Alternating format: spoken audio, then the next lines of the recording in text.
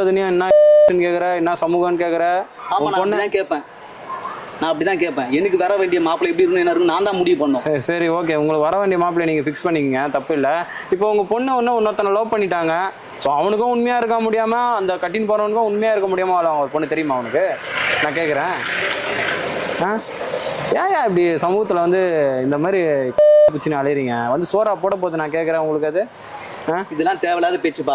உடனே நான் கௌரவத்துக்காக சொந்தக்காரருக்காக வாழ்றேன். என்ன சொல்லவே முடியல, நான் என்ன சமூகம் சொல்ல முடியலன்னா அப்படி என்ன எனக்கு பிடிக்காது. அது எதுக்கு பிடிக்கும்? நான் 24ஆம் நூற்றாண்டுல வாழ்ந்துருக்கிறேன். இப்பெல்லாம் எல்லாம் எது பார்த்தா இது பண்ணிட்டு இருக்காங்களா?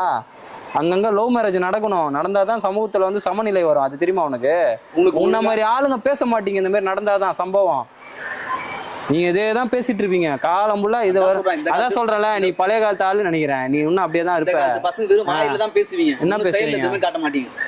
என்னது வாயில பேசுவீங்க?